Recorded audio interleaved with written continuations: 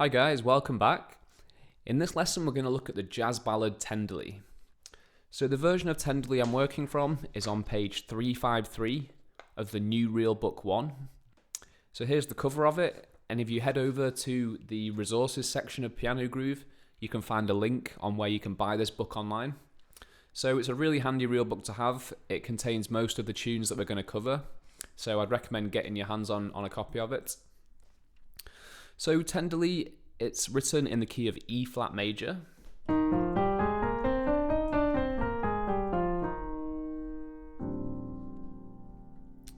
The tune follows a 32 measure form, which means there's 32 bars, and the structure of the form is A, B1, A, B2. So the A section is the first 8 bars, then we have the B1 section, which is the second 8 bars, then the A section repeats itself for another 8 bars, and then we have the B2 section, which is similar to the B1 section, but just with a slight variation at the end, which brings the tune to a close. So we're going to start off by playing the melody on our right hand and just the roots of the chords in our left hand. So playing the tune like this will give you a good idea of the melody and also a good idea of the bass movement. So let's start from the top of the form and work our way through.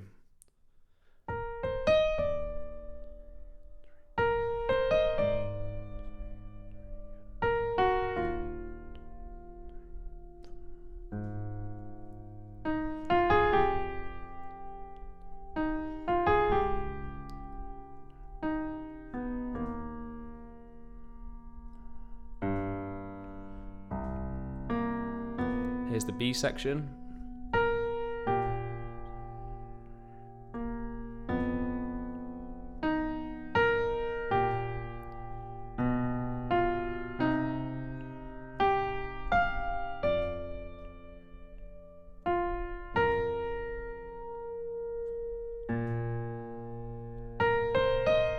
Second A section.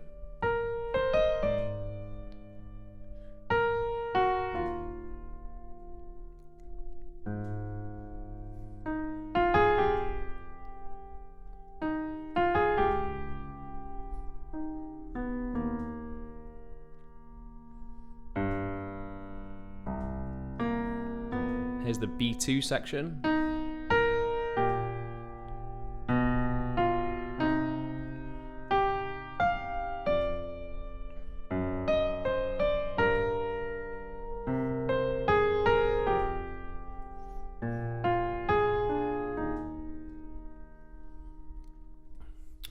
So something that you should notice immediately is the amount of space in the tune. There's a lot of dotted minims and semibreves that are tied into the following bar, and this gives the tune a very open and spacious vibe. So now we're going to go through the tune again, but this time we're going to add the thirds and sevenths of the chord. So again, we're going to play the melody up here, we're going to play the bass note in our left hand, and we're going to want to play the third and seventh of the chord somewhere in between. So the third and seventh are the most important tones of the chord. We're going to add some alterations and extensions later on in the lesson, but it's a good idea to get a firm grasp of the melody, the chords, with just the thirds and sevenths. So let's run through it again. So there's an E flat major 7. So we've got the root, the seventh, the third, and the melody. That's an A flat 7 with a sharp 11. So the melody note is the sharp 11. We've got the root, the flat 7, the third, the flat 7 again. So let's go over those two again. E flat major 7, A flat 7 with a sharp 11, E flat minor 7, and this goes to an A flat 13 chord. So that's a 2-5. So we've got E flat minor, and because it's a 2-5, the seventh of E flat minor falls by half a step to become the third of A flat 13, and the 13th is the melody again, so you don't need to worry about playing it. So that's an F minor 9 chord, the 9th is the melody. That's a D flat 7 with a sharp 11. If you find this a bit of a stretch, you can also play it here. So, and then back to E flat major. So let's just run through that again. E flat major 7, A flat 7, E flat minor 7 to A flat 13, F minor 9, D flat 7 with a sharp 11, and then E flat major 7. So then we have a 2-5 in F. So that's an F minor 7 flat 5 chord. We've got the root and the minor 7 in our left hand, and we've got the minor 3rd, and the flat 5 is the melody.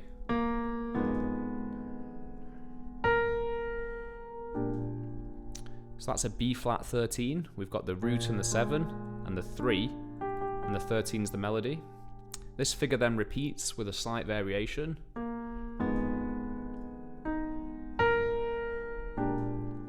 To B flat 13 again. To get from B flat 13 to B diminished, all we have to do is raise the bass note by half a step.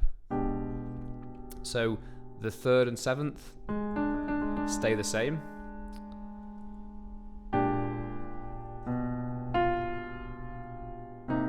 C minor 7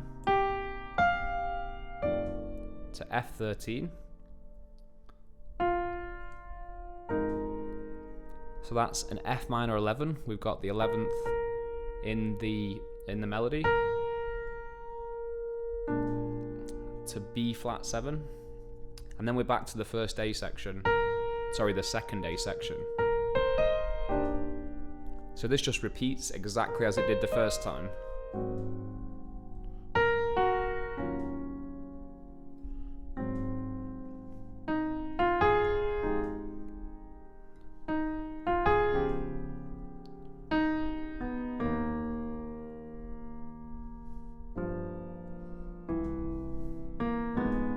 Second B section.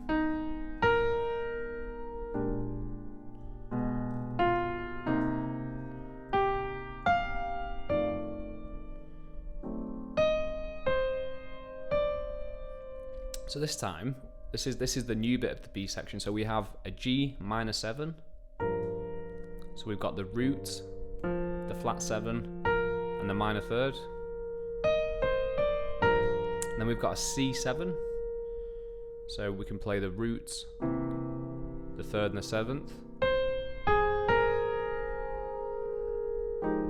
Another F minor 9. We can play the root here or down here.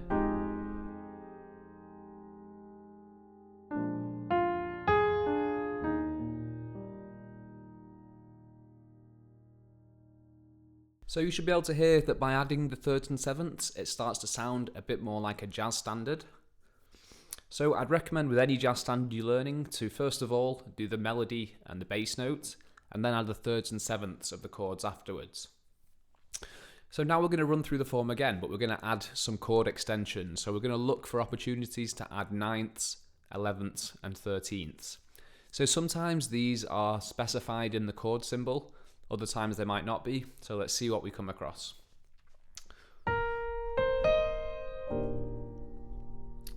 So all I've done here is I've added the 5th at the bottom. So when you add the 5th low down, it gives the chord a bit more weight.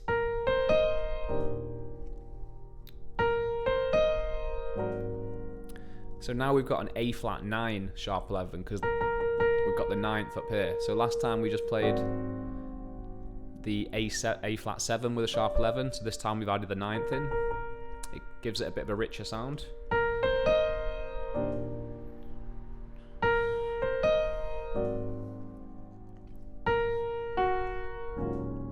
So that's the Herbie Hancock voicing. So this works well when you have the 9th in the melody. So it's a minor chord with the 9th in the melody. So we have the root, the 5th, the minor 3rd, the 11th, the flat 7 and the 9. And that takes us to A flat 13. And I've added the 9th in here as well. So let's run over that line again.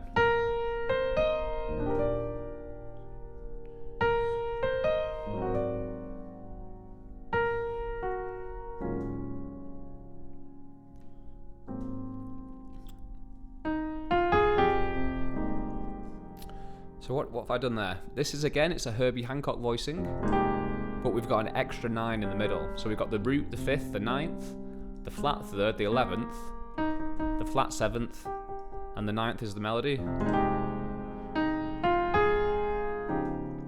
And there's a D flat 9 with the sharp 11, so we've added the 9 in. And that's an E flat major 13, so we've got the root, the 5th, the 9th, the 3rd, the 13th, and the 7th. So then to play the 2-5 in F, we've got G minor to C7,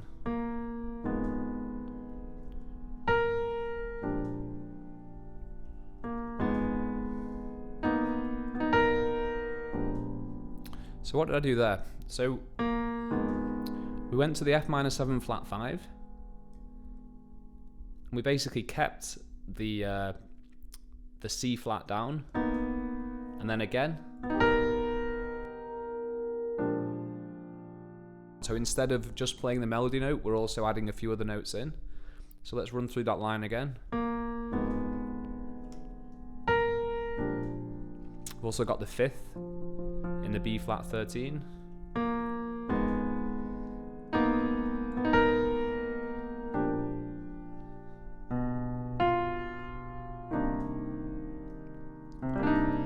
So there we've got a C minor voicing, we've got the root, the 5th, the minor 7th, the 9th, and the 3rd. So adding the 9 in there, it gives you a bit more of a colourful sound.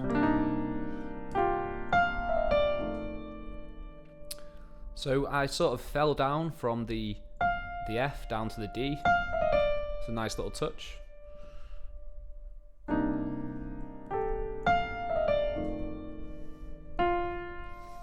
So we've got a full bar of F here. What we could do is replace that F minor 7 with a 2-5. So let's do A flat minor 9 to D flat 13. And then we can do, that's an F minor 9 to the B flat 13. So effectively all we've done there is replaced the bar of F minor with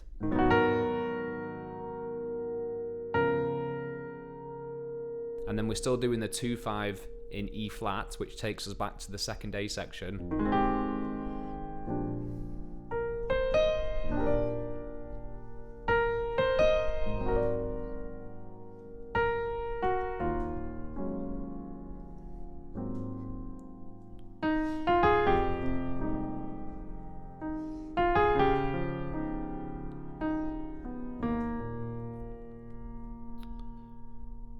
So now for the G minor to the C7, let's play a so what chord.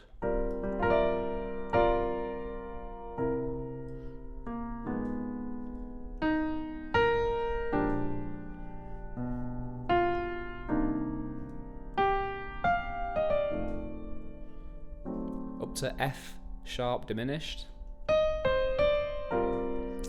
So we have a G minor chord. So let's use a so what chord for that.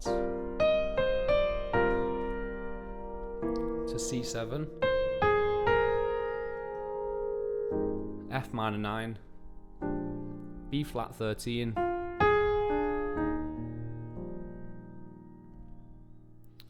so then you can see in brackets we have an F minor and a B flat 7.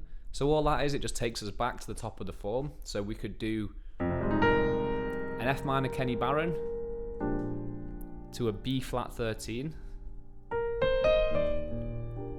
and then we're back up at the top again. The melody of Tenderly is very repetitive throughout, and so it's down to the performer to add extra interest here. Here's a few ways that you can add melodic variety to the tune. The first way is to play the melody in different octaves on the keyboard. So the melody is written right here.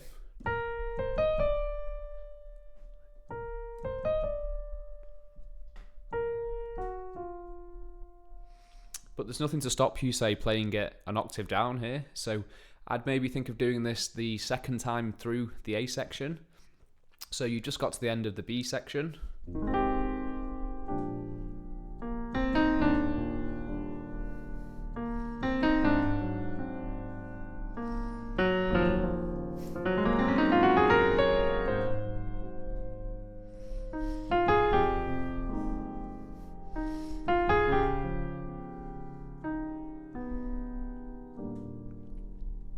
So it sounds quite nice down there. It's a lot deeper than it is where it's actually written, so keep that in mind. Also experiment with playing it up here, and then you can fill in various places. Another way to add interest is to double the melody in your right hand. So this means playing octaves.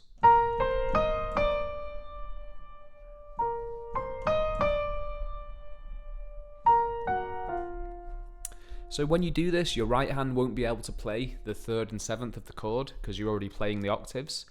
So it's good to do a kind of stride technique. So you want to play the root of the chord and then the fifth as you pass by, and then play a left hand voicing for each of the chords. So let me show you how you do this. We'll start off in the A section. So what did I do there? Root and fifth, and then a left-handed rootless voicing for E flat major. Let's do the same for A flat 9. Root and fifth, a left-hand voicing for A flat 9.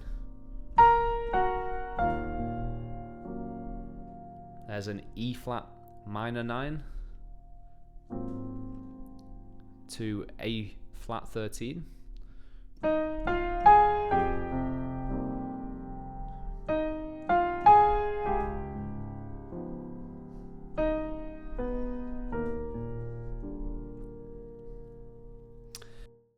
If you've not watched my lessons on rootless voicings and the rootless 251, I'd recommend checking that out now, because that basically tells you how to play these rootless shapes, which are really useful even in a solo piano context.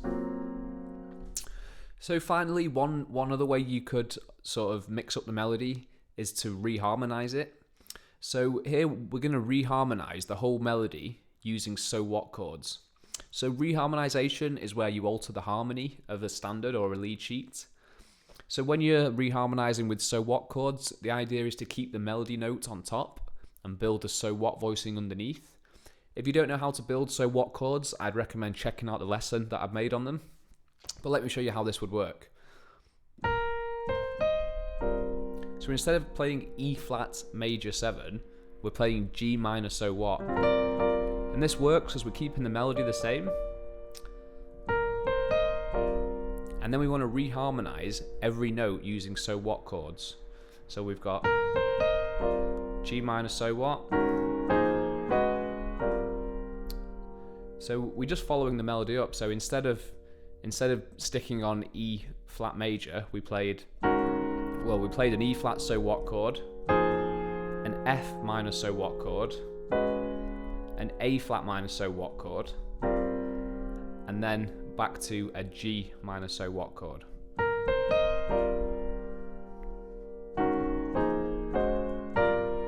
And then we can do this down as well.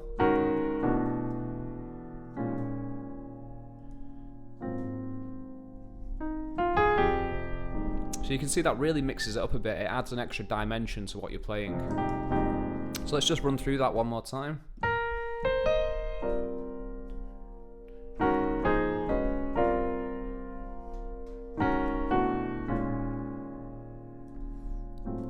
And there's an A flat 7 with a flat 9, adds a bit more colour.